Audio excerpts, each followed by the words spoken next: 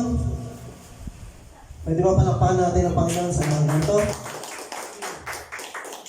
Amen.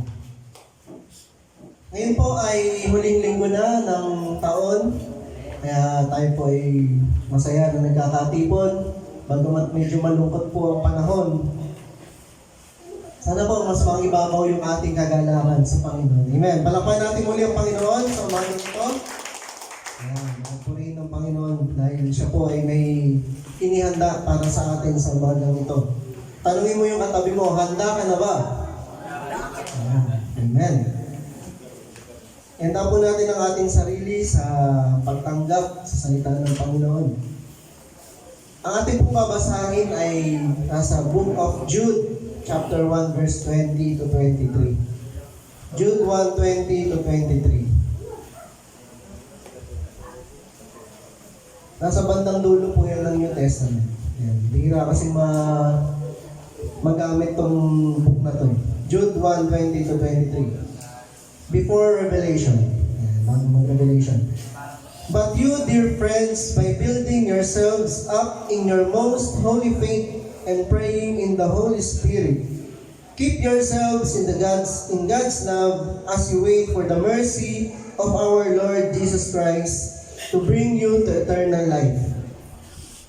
Be merciful to those who doubt. And last, verse 23, save others by snatching them from the fire. To others, show mercy, mixed with fear, hating even the clothing stained by corrupted flesh. Tayo po ay manalangin. Nakilang namin Diyos, purihin ka. Ikaw ay patuloy namin pinasasalamatan sa iyong kabutihan, sa iyong katapatan sa amin. At nawa ikaw ay patuloy namin mapapurihan sa darating na taon, Panginoon, at sa mga darating pa. Kami ay patuloy mong bigyan ng kalakasan sa aming buhay spiritual at maging sa aming buhay pisikal.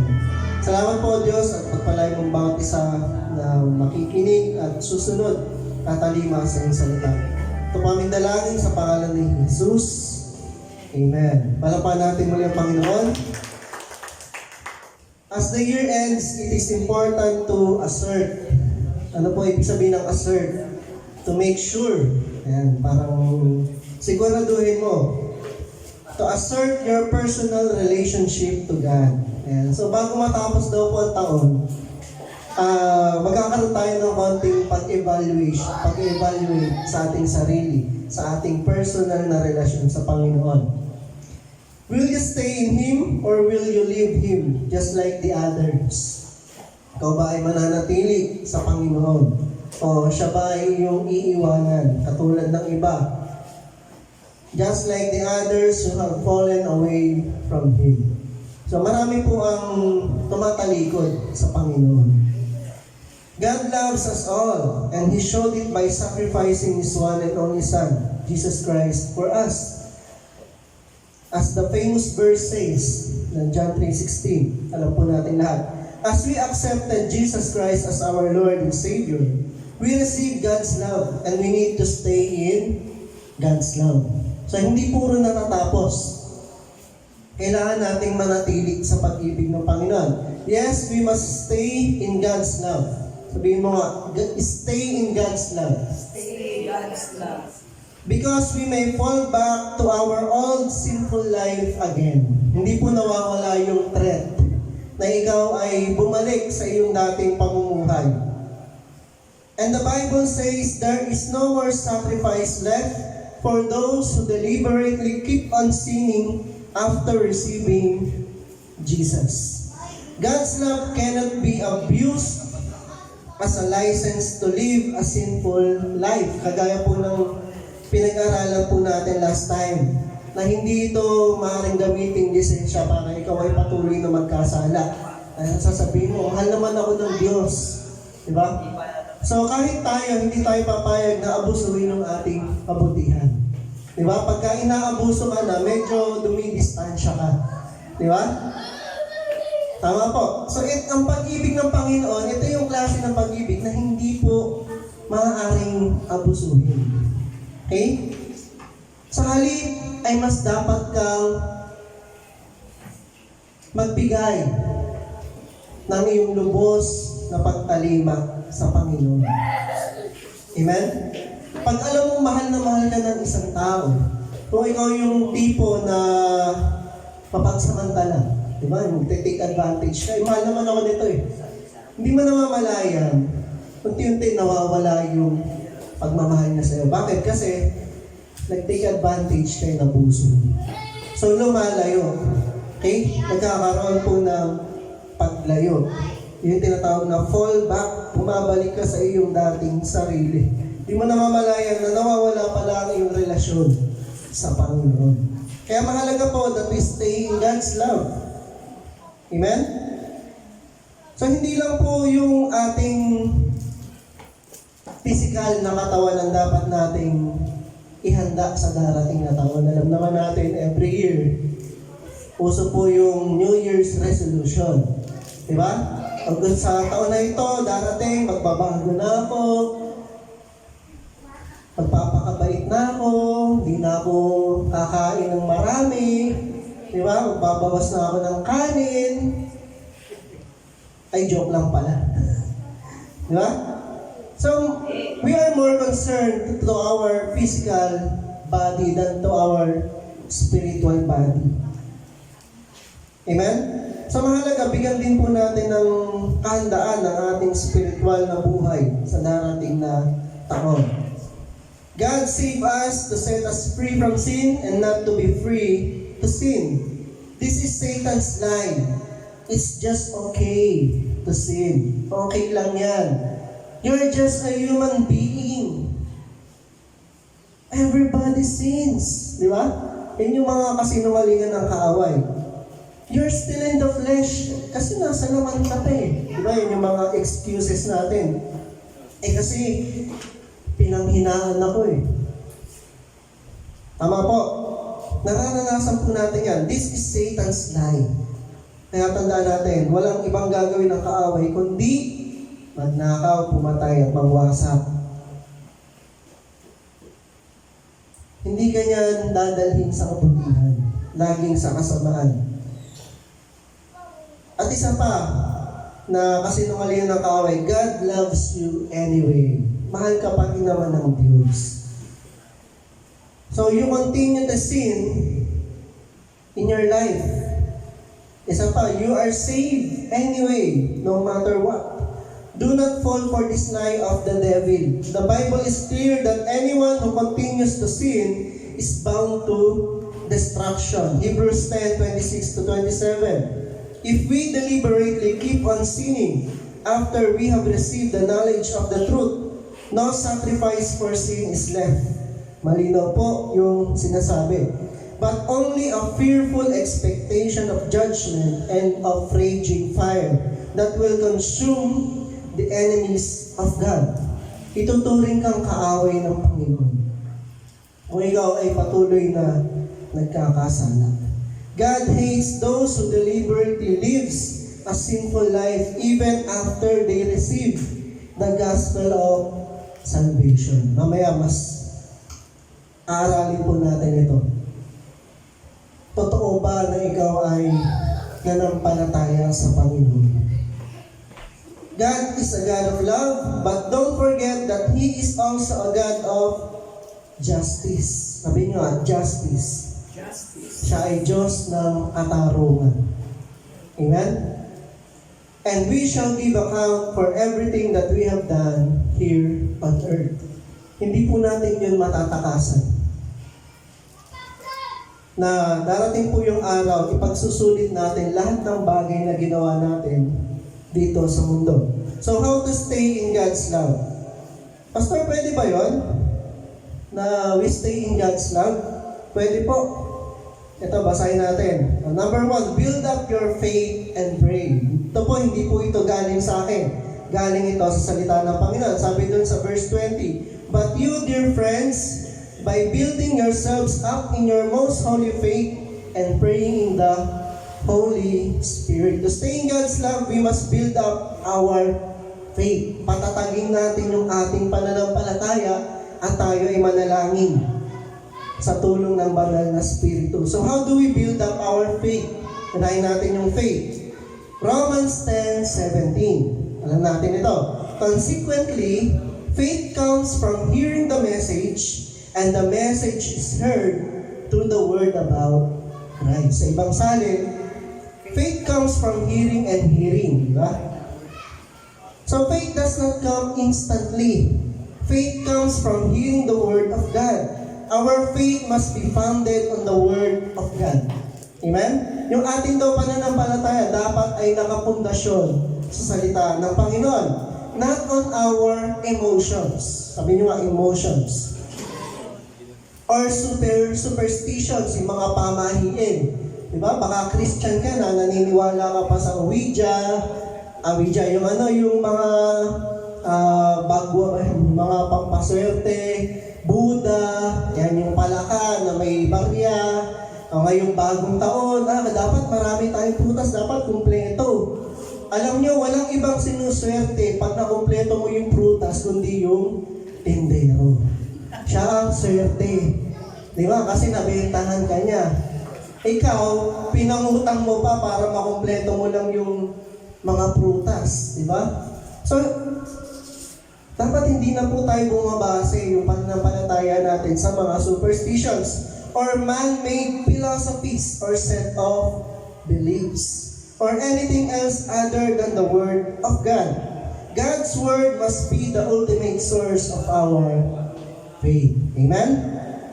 So dapat po, itong salita ng Panginoon, ito ang pinanggagalingan ng ating pananampalataya. Amen po. Meditate on the Word of God day and night. Joshua 1:8. Alam natin din ito. Keep this book of the law always on your lips.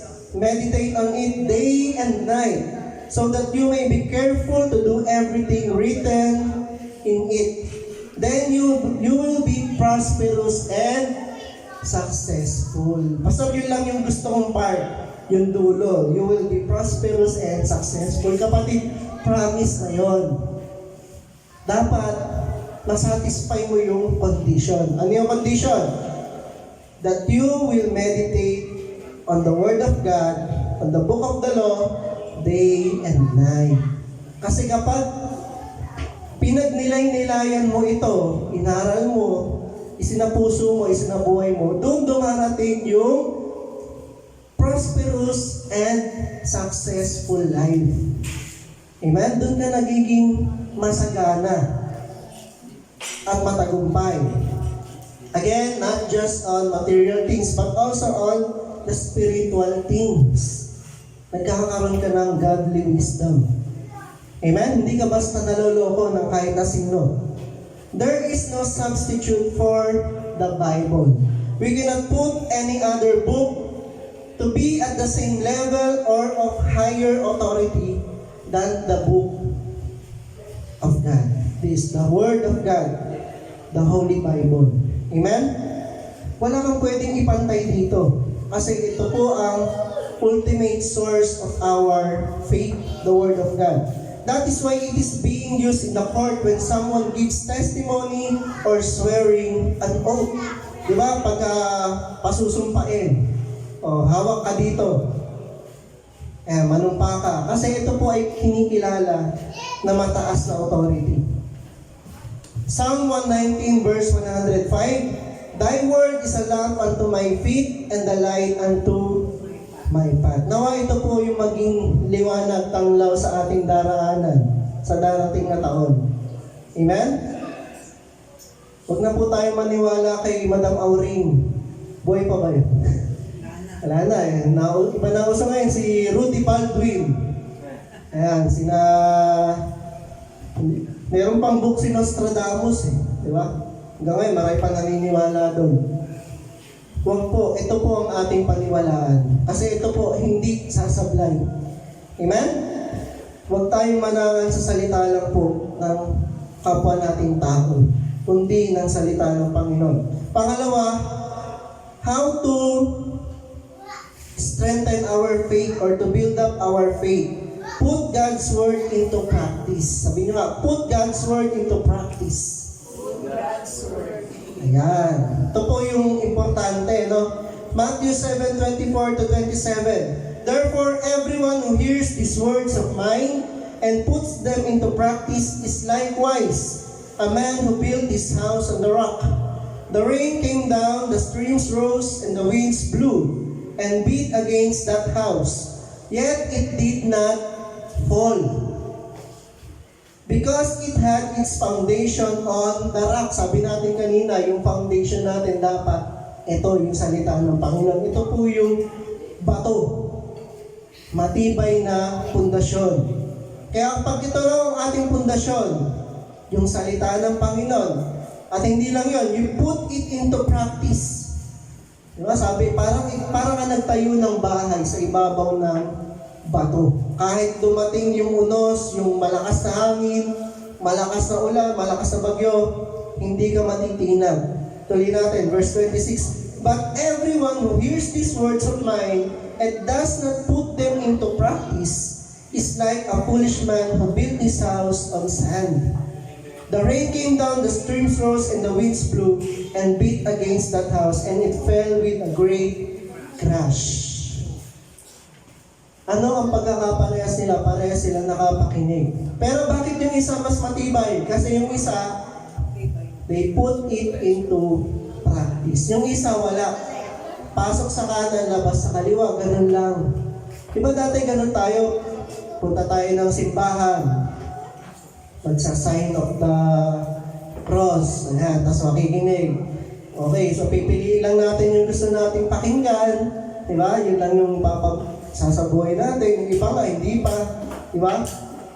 Pero hindi po dapat gano'n. Kailangan ipamuhay po natin ito ng buo. Kung ano yung sinasabi sa salita ng Panginoon, doon po tayo nagiging matibay. Maging Kristiyano sa gawa at hindi lang sa gawa. Huwag maging puro salita lang na Kristyan, kundi ay lakipan natin ng paggawa ang ating pananampalataya. Sapagkat ang sabi sa salita ng Diyos, ang pananampalataya na walang kalakip na gawa ay patay. Faith without works is dead. Kaya sabi natin kanina, totoo ba? Tunay ba na ikaw ay nanampalataya sa Panginoon? Kasi ang sabi rito, kung totoo ka nanampalataya, dapat ay isinasabuhay mo. Amen? Dapat nakikita sa iyo ang bunga. Sabi ng Panginoong Hesus, ang puno ay nakikilala sa kanyang bunga. Sabi niyo nga, bunga. So kung talagang naging Kristiyano ka, may makikita sa iyo yung ebidensya. Yan, sabi ni Mami D, nanay ni Pacquiao, may ebidensya ka ba na ikaw ay totoo nga nananampalataya sa Panginoon? O baka, sinasabi mo lang, isa kang Kristiyano sa salita, pero hindi sa gawa. Amen? Yun lang po ang ibig sabihin nitong James 2 verse 17, that faith without works is dead. 1 John 3:18, Dear children, let us not love with words or speech, but with actions and in truth. Okay? So, pahig ka ba na laging yung karelasyon mo, lagi lang siyang nagsasabi, I love you, I love you, I love you. Pero wala naman siyang actions. Diba? Masagana lang sa chat, sa text. Alam mo, mahal na talaga kita eh. Uy, pasundo naman, umuulan. Ay, di ako pwede eh. Diba? So, hindi yun napapatunayan lang sa salita. Ang pagmamahal ay napapatunayan po sa gawa. Sabi nyo, sa gawa. Kasi madali lang sabihin, pero mahirap gawin. Mahirap isagawa. Doon mo talaga masasabi, ay, mahal nga talaga ako nito. Kasi meron siyang effort. Ganon din tayo sa Panginoon at sa ating kapwa. Kaya sabi po dito, let us not love with words or speech, but with actions and in truth. Ibig sabihin, kailangan maging sincere ka sa iyong pagmamahal. Kaya sinabi po na in truth, obedience is better than sacrifice. Sabi nga natin, obedience is better than sacrifice. Obedience is better. Ayan, yung pagsunod. We must obey God's word to stay in God's love. John 15 verse 10, If you keep my commandments, you will remain in my love, just as I have kept my Father's command and remain in His love. Sino po ang nananatili sa pag-ibig ng Panginoon? Yung sumusunod. Sabi ng Panginoon, you will remain in my love just as I have kept my Father's command and remain in His love. If you feel like you are no longer in God's love, sa pakiramdam mo, parang malayo na ang sarili mo sa Panginoon. Tanungin mo ang sarili mo kasi ang Diyos hindi tayo iniiwan. Tayo po ang nangiiwan sa Panginoon. Lord, dyan ka muna. Hanapin ko muna ang aking sarili. Magmumuni-muni muna ako. Saka na ako babalik. Ayan. So ask yourself, do I still obey God's command in my life? Sabihan natin kanina, we will evaluate ourselves before the year ends. Am I living on my own will? Yan yung mga itanong mo sa sarili mo. Baka namumuhay ka na sa sarili mo lang kagustuhan. Then ask for forgiveness for any unconfessed sins in your life. Philippians 2:12-13. Therefore, my dear friends, as you have always obeyed, not only in my presence, but also in my absence. Ang nagsasalita po rito si Apostol Pablo. Continue to work out your salvation with fear and trembling. Sabi niya, with fear and trembling. For it is God who works in you to will and to act in order to fulfill His good purpose. Napakaganda po nung sinabi dito sa talatang binasa natin. Ano po ang ibig sabihin nito? Here, the Apostle Paul balances God's work with human responsibility. Kasi sinimulan niya doon sa, as you have always obeyed. Yun po ay part ng tao, yung human responsibility. Not only in my presence, but also in my absence. Kasi dito, hindi na siya laging nandun para alalayan yung mga Kristiyano. Diba? Paalis-alis siya, punta rito, punta ron. Okay? At mamaya pa, mas malalaman natin kung bakit. No? Sabi nga, continue to work out your salvation. Sa ibang salin, your own salvation with fear and trembling. At ito po yung kasunod. For it is God who works. May work din na gagawin ng Panginoon sa atin. So sabi nga kanina, di ba sa offertory, parang partnership with God. Nakikipag-partner tayo sa Panginoon. So nagtutulungan po, nakikipagtulungan ng Diyos sa atin. Tuloy po natin. Believers walk by faith even while trusting that God enables them. Okay, so habang ikaw ay kumikilos, isinasabuhay mo yung pananampalataya as you walk by faith, you believe in yourself na hindi mo yun magagawa kung walang tulong ang Panginoon. Ulitin ko po, mahalaga ito. As you walk by faith, you believe in yourself na hindi mo yun kaya gawin without the help of God. Without God's work in your life. Kaya sabi dito, for it is God who works in you to will and to act in order to fulfill His good purpose. Ang Diyos ang naglalagay sa atin ng desire para sundin natin siya. At sa buhay ang kanyang mga utos. Ang sinasabi po dito, ibig sabihin, may gagawin ka pa rin. Hindi dahil ligtas ka na, magiging kampante ka na sa buhay mo bilang Kristiyano. Ay, okay na ako dito. Parang mauupo ka na sa isang malambot na sofa. Ay, okay na, sitting pretty na ako dito. Kasi ligtas naman na ako eh. Tama ba? Hindi ganon. Kaya sabi po dito, sabi nga nung iba, ika nila, chillax ka na lang, petix ka na lang. Ang sinasabi po dito ni Apostol Pablo, i-exercise mo o isabuhay mo ang kaligtasan mo nang may banal na pagkatakot sa Diyos. Hindi ka gagawa ng mabuti para maligtas. Kasi yung iba, yung po yung kanilang interpretation. That you have to work out for your own salvation. Hindi po. Hindi natin kayang iligtas ang ating sarili sa pamamagitan ng mabubuting gawa. Ang sinasabi rito, i-exercise, i-work out, isabuhay. Tama po? So we put our faith into practice. Hindi yung nagbasa ka lang tapos wala na. Tapos na. Amen? Kung tunay kang nanampalataya sa Diyos at naligtas, mas lalong dapat na magkaroon ka ng labis na pagkatakot sa Diyos na gumawa ng kasalanan. Kaya dito, pinapakita ni Apostol Pablo, maging seryoso ka sa iyong pagiging mananampalataya with fear and trembling. Kasi ang nangyayari po, ito yung magiging delikadong kalagayan natin. Yung matapos tayong manampalataya sa Diyos, nawala na po yung banal na pagkatakot natin sa Kanya. Kasi napalitan ng kasinungalingan ng kaaway. Mahal ka naman ng Diyos. Kahit anong gawin mo, ligtas ka pa rin. Wala ka nang dapat gawin. Hindi po. Mali po. Ang sinasabi dito, we must work out our salvation with fear and trembling. Mas lalong dapat ka magkaroon ng takot sa Diyos. Amen?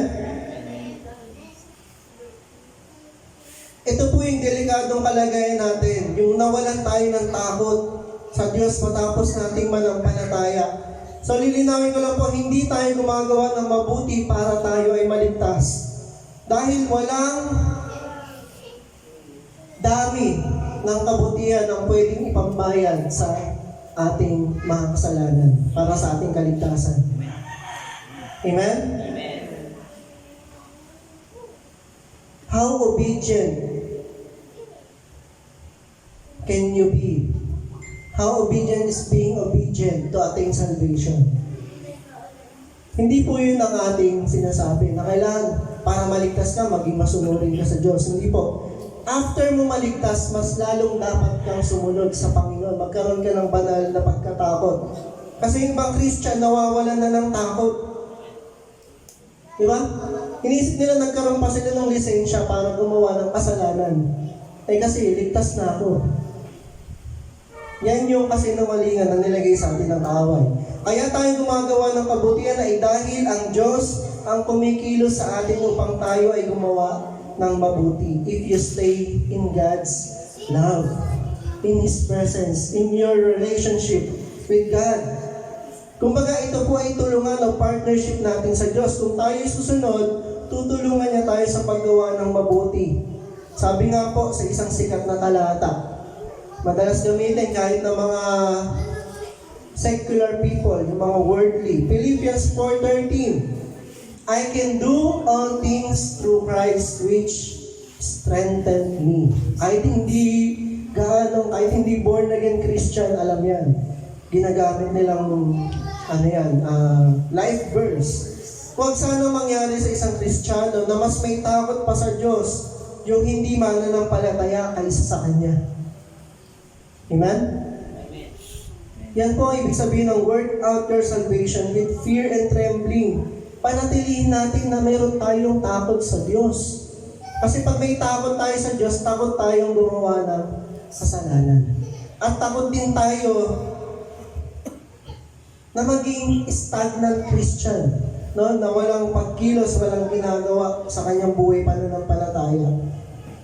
Iyan ay ang mga huling tagubilin ni Apostol Pablo bago siya makatulad ng kamatayan. Kaya ito po, ang tema nito, para na siyang nagpapaalam, nagtatagubilin. Yan, kasi nararamdaman na niya sa kanyang sarili, baka ito na yung kanyang huling pangangaral. Ito na yung kanyang huling, kasi anytime pwede siyang hulihin, di ba?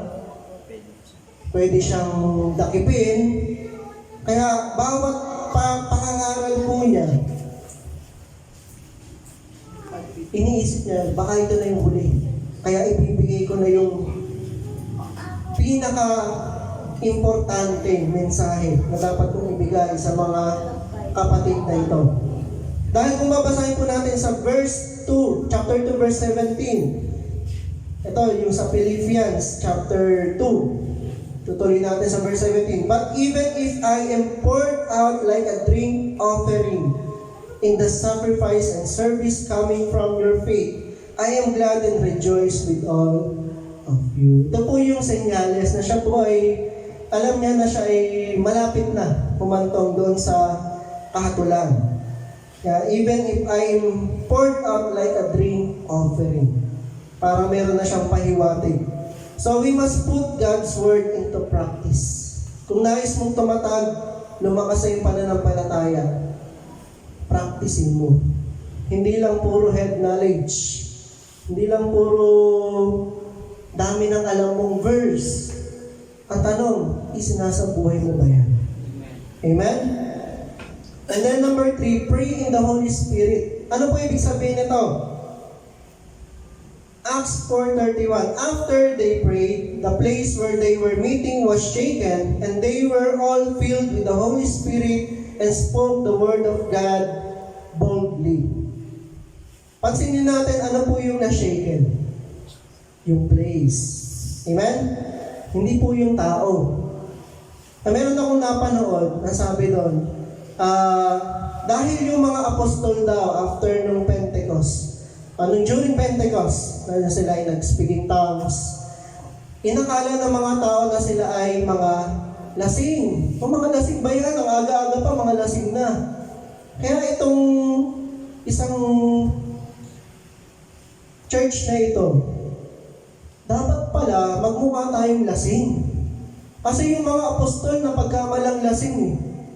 Di ba? Nung during the day of Pentecost, ginaya nila. Ano sila? Suray-suray, ganon. Di ba? So yun po ay outward. Okay? Mapagpaimbabaw lang po yun. Hindi po ganun ang tamang pag-interpret ng salita ng Panginoon. So praying in the Holy Spirit is also connected with reading God's Word. Amen? Konektado ito sa ating pagbabasa ng salita ng Diyos. Reading God's Word regularly makes our prayer scriptural. Amen? Meaning, it is in line with the Word of God. Hindi pwedeng kumontra sa salita ng Diyos. Praying in the flesh is dangerous because our prayer may not be according to God's Word but according to our physical desires. Lord, baka naman, pwede bigyan niyo na ako ng boyfriend, ng girlfriend. Gwapo sana. Kahit hindi Christian. Ipo-born again ko na lang po. So yun ay praying in the flesh. You pray, but your desires are worldly. You're just praying for physical desires and needs. Hindi siya scripture-based. Amen? Some prayers are not scripture-based if we do not know the Word of God. If you soak in the Word of God regularly, you will know what God's will is. Amen. Malalaman nyo ang mabuting kalooban ng Panginoon. Yun ang ipapanalangin mo. You may be asking things that are not according to the will of God. So it is important to be filled with the Holy Spirit as we read God's Word. Doon tayo napupuno ng Holy Spirit. The Spirit of Holiness. Espiritu ng kabanalan. Hindi espiritu ng kamunduhan. Espiritu ng alak. Espiritu ni Alfonso, ni San Miguel, ni Ginebra, ni Dabar. Ayan. Kung ano-anong espiritu ang tinanggap mo. It is just simply praying in the spirit of holiness. And where do we get that? Through reading God's Word. Amen. Ganun lang po kasimple. Hindi mo kailangan na patunayan na mayroong something different with your experience with God. Na para lang masabi na, I am praying in the Holy Spirit. Amen? So it is important to be filled with the Holy Spirit when you pray by reading the Word of God and asking for guidance of the Holy Spirit kung anong tamang dapat ipag-pray. Amen? Hindi pag magpe-pray ka nga pero masama naman ang intention mo. Lord, sana kunin mo na to. No, para wala nang magulo dito sa lugar namin. Di ba? So number 2, ayan, how do we stay in God's love? by loving other believers. Sabi nyo nga, love other believers. Ayan, with a brotherly love. 1 John 4:20. Whoever claims to love God yet hates a brother or sister is a liar. For whoever does not love their brother and sister whom they have seen cannot love God whom they have not seen. Hindi raw natin pwedeng sabihin mahal natin ng Diyos, samantalang yung ating kapatid, hindi natin kayang mahalin. Na nakakasama, nakikita natin. Ang tawag sa iyo, liar, sinungaling. Do you love the church? Church is not the structure. Church is the body of Christ. Church is the body of believers where Jesus is Lord and Savior. Yun ang tunay na church. Hindi po itong edipisyo o yung edifice, yung structure. So we must show love to our fellow believers in Christ. In that way, we stay in God's love. How can you show your love for God whom you cannot see in person? If you don't love the church, you don't love God. If you don't love your brothers and sisters in Christ, you don't love God if you don't love your brothers and sisters. God showed us His unconditional love. We must also show our unconditional love for His church. Amen? Minamahal ng Diyos ang kanyang iglesia, yung body of Christ. Sabi nga yan ay ang bride of Christ. Tinuturing po ang church na babaeng ikakasal sa Panginoon. For our brothers and sisters in Christ. Galatians 6 verse 10, Therefore, as we have opportunity, let us do good to all people, especially to those who belong to the family of believers. Amen? We must give extra favor for our fellow believers. We must help each other in times of need. That is how we show our love for each other. James 2:15-16. Suppose a brother or a sister is without clothes and daily food. If one of you says to them, Go in peace, keep warm and well fed, God bless you, but does nothing about their physical need, what good is it? Amen? Kung makita mo raw ang iyong kapatid na nangangailangan tapos wala kang ginawa, sinabihan mo lang siya, God bless you. Tapos wala na, umalis ka na. Ganun lang. Wala kang ginawa. Ang sabi rito, what good is it? We are not just called to talk our faith. We are called to walk our faith. Ulitin ko po. We are not just called to talk our faith. Tama naman, ipag-share mo ang iyong pananampalataya, pero hindi po doon natatapos. We must also walk our faith. That means we need to act. We need to do something. Remember, love is an action word. Sabi nyo, love is an action word. Love is an action. If you truly love someone, you will do something to prove that love. Amen? To stay in God's love, we must also love other people, especially the body of believers. Amen? Kaya sabihin mo sa katabi mo, I love you with the love of the Lord. Amen. Sabi ng isa, sayang, di ko katabi yung crush ko. Di ba? Dapat hindi lang peace be with you eh. Kailangan sinasabihan din natin, I love you with the love of the Lord. Hindi yung romantic love, kundi brotherly love. The love of Christ that we channel to our fellow believers. Amen? And last, how to stay in God's love is to have compassion for lost souls. Sabi nyo, have compassion for lost souls. Ayan, we must have the compassion for lost souls. Sabi dun sa Jude, chapter 2, verse 23, Save others by snatching them from the fire. To others, show mercy. We mix with fear, hating even the clothing stained by corrupted flesh. So, bagamat inuutusan po tayo na humayo, abutin ang mga nawawala, ang mga wala pang pananampalataya sa Panginoon, pero sinamahan po ng babala. Ang sabi rito, mixed with fear. Sabi niya, mixed with fear. Ibig sabihin, kasi may mga Christian po, no?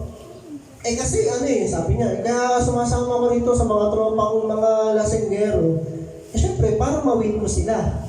Di ba? Kaya lang, kapatid, nasabi dito, to others, show mercy mixed with fear. Ibig sabihin, kailangan meron kang pagkatakot. Hindi yung takot na natatakot ka, di ba? Pero, merong pag-iingat.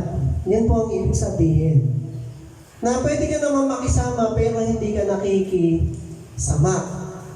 At tiyakin mo na ikaw ay matatag ka sa iyong pananampalataya na hindi ikaw yung matatangay sa kanilang mga gawain. Dapat ikaw yung nagdadala, hindi ikaw yung nadadala.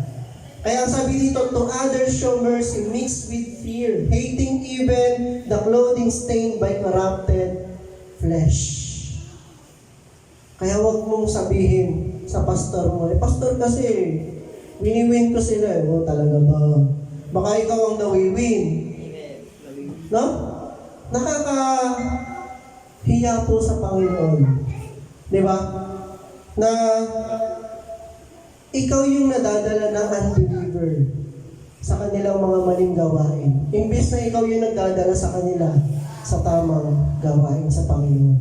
Tandaan natin, ang marumi ay mas madaling mahawaan ang malinis ay mas madaling mahawaan ng marumi kaysa yung marumi mahawaan ng kalinisan. Kaya pinag-iingat po tayo dito sa binasa natin sa Jude chapter 2:23. Save others by snatching them from the fire. How do you know if you are in God's love if you have compassion for lost souls? May compassion ka pa ba sa kaibigan mo na yan na unbeliever? O hinayaan mo na lang, si Lord na bahala dyan. Diba? Bahala na si Lord dyan. Wala naman ako magagawa dyan, matigas mukha yan. Diba? Hindi ibig sabihin nun, wala ka na rin gagawin. Sino pa gagamitin ng Diyos dyan kundi ikaw? Ikaw yung pinakamalapit dyan. Amen? Gusto mo ba magpadala pa ng anghel ang Diyos sa kaibigan mo para lang siya sumampalataya? Hindi po. Ikaw na yung gagamitin ng Panginoon sa iyong mga kakilala, lalo na sa iyong pamilya.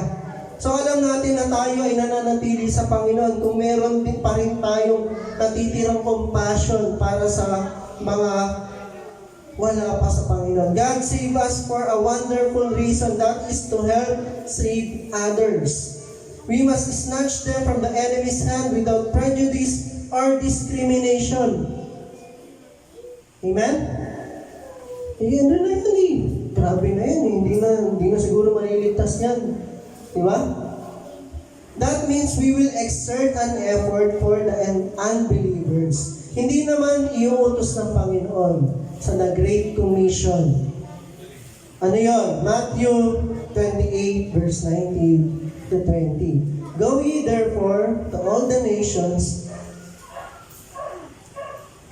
and make them disciples, baptizing them in the name of the Father, and of the Son, and of the Holy Spirit. Ang po, teaching them to obey everything that I have said unto you, no? And lo, I will be with you until the end of the age or time. Hindi iutos ng Panginoon yun kung hindi natin kayang gawin. At kung hindi natin kailangan gawin. Kaya po yun ibinigay na tagubilin dahil yun po ay mahalaga. Sino mang tao na malapit ng mamatay, inaantay yung kanyang mga huling tagubilin. Tama po? Kasi mga huling hininga niya na yun eh. Baka sabihin, sa akin ipamana yung lote, di ba? Kaya mahalaga, ito po yung kanyang huling mga sinasabi, kailangan bigyan ng pagpapahalaga. Amen? So having compassion is a deep feeling and eagerness to ease one's suffering. To show compassion means to have the heart like Jesus who showed compassion towards all people. Amen? Kung maalala natin ang Panginoon, nakisalamuha sa mga makasalanan. Mga tax collector, mga magnanakaw. Amen? Kasi siya po ay pumarito para sa lahat ng tao, para maligtas ang lahat ng tao. Matthew 9:36, when he saw the crowds, he had compassion on them because they were harassed and helpless like sheep without a shepherd. Hindi niya sinabi na, ito nakakaawa to, ito hindi. Nasabi doon, he had compassion on them because they were harassed and helpless like sheep without a shepherd. Halo-halo po yung mga tao doon. Our main goal is to reach out for more souls for Christ. Because we cannot just enjoy our Christian life without caring for the lost souls. How can you enjoy your Christian life and at the same time, you ignore the souls of your friends, your family? Diba? Ikaw, okay ka na eh. Masaya ka na, Christian ka, ligtas ka na, alam mo, may assurance ka, may eternal security ka. Eh, how about your family? Paano mo masasabi na ligtas na yan? Diba? Paano mo masasabi, matitiyak na mga kasama mo rin yan sa buhay na walang hanggan? By sharing to them the Word of God. Sabi sa Romans 1:16, for I am not ashamed of the gospel, for it is the power of God for the salvation of many. Yun po ang nakapagliligtas. Gospel. The good news. Amen? So let God restore that compassion for lost souls that had been lost. Kasi baka nawala na yung compassion mo eh. Masyado ka nang naging relax.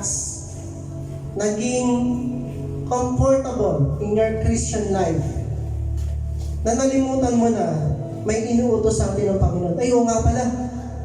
Mahalaga pala yung utos na yun ng Lord. Kasi yun yung kanyang huling tagubilin.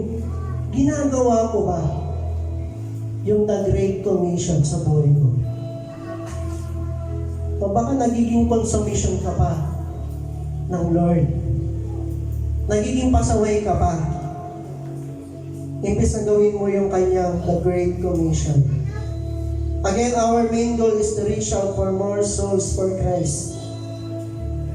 We don't love God if we don't love His people. If we don't love other people, especially our loved ones, we only love ourselves and the things of this world. God did not call us to condemn other people, just as Christ didn't come to condemn them, but to save them. Ang unang pagparito po rito ng Panginoon, sabi niya, sa John 3:17, alam natin yung John 3:16, how about John 3:17? Sabi ng Panginoong Jesus, for God did not send His Son into the world to condemn the world, but to save the world through Him. Ang kanyang unang pagparito ay para magligtas.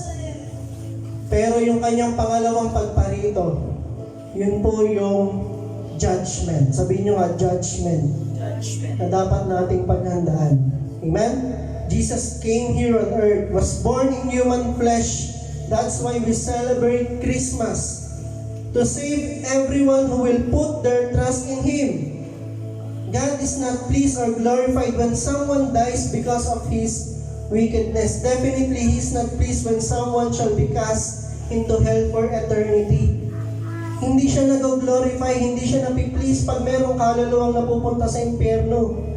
Diba yun nga lang sabi ng Panginoon, I am not pleased when someone dies because of his wickedness.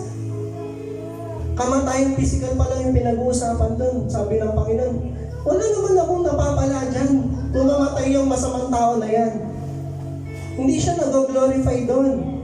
Eh di lalo na, wala siyang glory na natatanggap kung merong tao, may isang kaluluwa na itatapon sa impyerno. That is not what God wants. But what does He want? That everyone should come to repentance and live. Ezekiel 18:32, dito na po tayo magtatapos.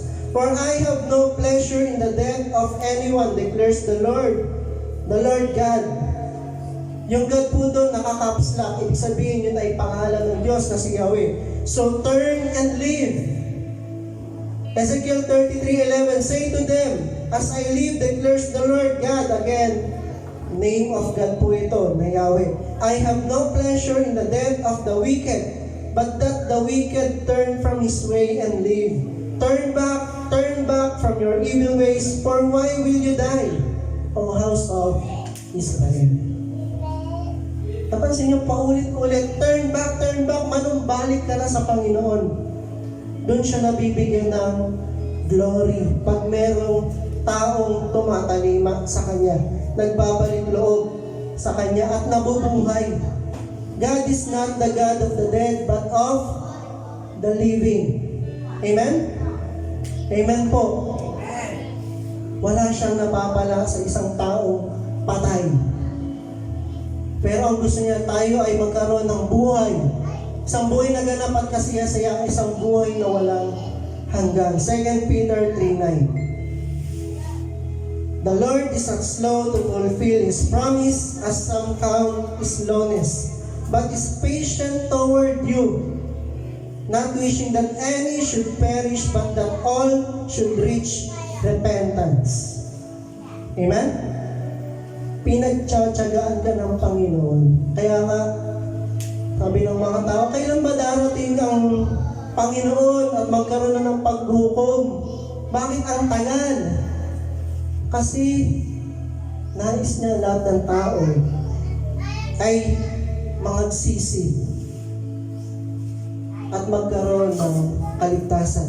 Hindi nais ng Diyos ang sino man ay mapahamak. Ang nais niya ay lahat ay magsisi at magkamit ng kaligtasan at manatili sa kanyang pag-ibig magpakailanman. Tayo pong lahat ay tumayo para sa ating panalangin. Again, how do we stay in God's love? We must build up our faith and pray. We must put God's word into practice. We must love other believers. And last, we must have compassion for lost souls. Doon tayo nananatili sa pag-ibig ng Diyos. Subalit kung hindi natin ito ginagawa sa buhay natin, at tayo ay nandun sa comfort zone as a Christian, believing that He is already saved no matter what, you are living in the lie of the enemy. Kapatid, gumising ka. At panumbalikin mo sa iyong sarili ang katotohanan na sinasabi sa salita ng Diyos. Ang sabi ng Panginoon, if you will deny me, I will also deny you. Kung itatatwa natin ang Panginoon, tayo ay Kanya ding itatatwa. Are we denying God in our life by not obeying His commands? Panginoon, salamat po sa iyong mga salita na ito na nagbibigay ng buhay sa aming spiritual. And Lord, patawarin niyo kami kung kami man ay naging mga stagnant Christians, Lord, na wala kaming pakialam sa mga lost souls. We are just enjoying our Christian life, our friends here in church. Lord, masyado kaming nilito at nilinlang ng kaaway sa aming buhay, pananampalataya. Na nawaglit po namin, nalimutan namin na we need to stay in your love by building up our faith and continuously praying to you through the Holy Spirit, through your word of truth. Panginoon, patatagin mo muli ang aming pananampalataya. At sa darating na taon na ito, ay nais po namin mag-recommit sa iyong Great Commission to make disciples of all the nations and to bring more souls into your presence. And Lord, nawa ilagay mo rin sa aming puso yung compassion, na kung anong compassion yung meron ka, yun din yung ilagay mo sa amin. Nakaawaan namin itong mga taong to na wala pang relasyon sa iyo, wala pang pananampalataya sa iyo. Kadalain namin na ingatan mo po kami sa aming paghayo, na kami po ang makapagdala ng kaluluwa, hindi kami ang madala ng sanglibutan. And Lord, dalangin din po namin, Panginoon, na maisabuhay namin ang salita. At mapatunayan namin na kami ay tunay mong mga alagad, hindi lamang sa salita, kundi sa pamamagitan ng aming pagsasagawa at pagsasabuhay ng iyong mga utos. Salamat, Panginoon, sa iyong biyaya na iyong pinaranas sa amin, sa iyong pag-ibig na patuloy mong ipinamamalas sa amin. Sa kabila ng aming mga pagkukulang, ng aming mga kasalanan, ay nananatili kang nariyan para sa amin. Dalangin namin, Panginoon, na sa taong ito ay maging maayos po, maisaayos muli ang aming pakikipagrelasyon sa iyo. Salamat o Diyos na po aming samot dalangin sa pangalan ng Panginoong Jesus. Lahat po'y magsabi ng Amen. Amen. Amen. Harapan po natin.